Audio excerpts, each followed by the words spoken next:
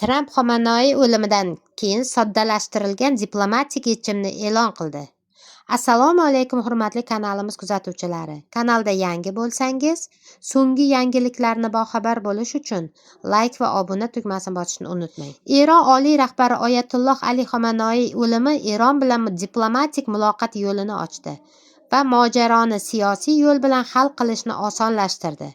Bu haqda AQSh prezidenti Donald Tramp CBS News telekanaliga bergan intervyusida so'z ochdi. Bugun kechagiga qaraganda ancha oson, chunki ular, ya'ni Eron, qattiq zarbalarni qabul qilib olmoqda, degan Tramp inqirozni diplomatik yo'l bilan hal qilish istiqbollari haqidagi savollarga javoban. U 28 fevral kuni Eronga berilgan zarbalarni bu mamlakat uchun ham butun dunyo uchun ham buyuk kun deb atagan. Avvalroq CBS News manbalariga tayanib, AQSh va Eron o'rtasidagi hujumlar oqibatida qariyb 40 nafar eronlik amaldor halok bo'lgani haqida xabar berilgan edi. Eron davlat televideniyesi mamlakat oliy rahbari Ali Xomenoi halok bo'lganini ma'lum qilgan edi.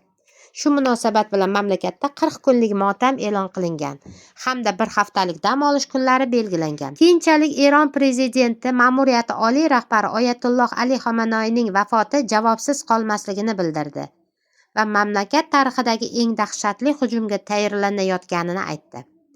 Shuningdek, Eron hududiga uyushtirilgan hujum chog'ida Oyatullohning oila a'zolaridan 4 kishi, qizi, kuyovi va nabirasi, kelinlaridan biri ham halok bo'lgan. AQSh-Eron-Isroil urushi.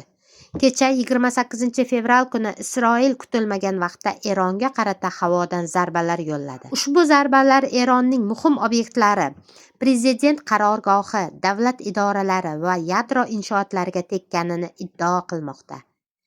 Eronning Mehr axborot agentligi Tehrondagi Eron razvedka binosiga ham hujum qilinganini yozgan. Eron tomonidan start berilgan operatsiya Yehuda qalqoni deb nomlangan. Dastlabki manbalarga ko'ra, Eronga 30 dan ortiq raketalar yo'llangan bo'lishi mumkin. Oradan biroz vaqt o'tib Isroil mudofaa kuchlari Eronga hujumni rasman tasdiqlagan. Shuningdek, Mudofaa vazirligi Isroil fuqarolaridan xavfsiz joyga yashirinishni so'ragan. Mamlakatda shoshilinch ravishda favqulodda holat e'lon qilingan.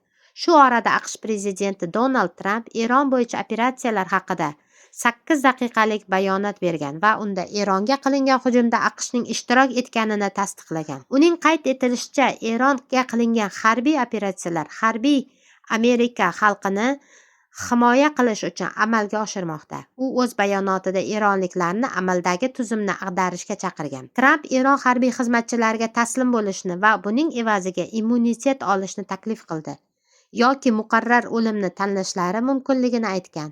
Qolaversa, barcha voqealarni bir chetdan kuzatib turgan Eron sobiq valiahd shahzodasi Rizo Pahlaviy ham Eron xalqiga murojaat qilib, mamlakat uchun hal qiluvchi lahzalar kelganini ta'kidlagan. Shuningdek, u bu so'nggi jang ekanini va unda Eron xalqi Islom Respublikasi tuzumini ustidan g'alaba qozonishini ta'kidlagan. Oradan ko'p vaqt o'tmay endi Eron Isroil davlat hududiga qarata zarba yo'llashni boshladi.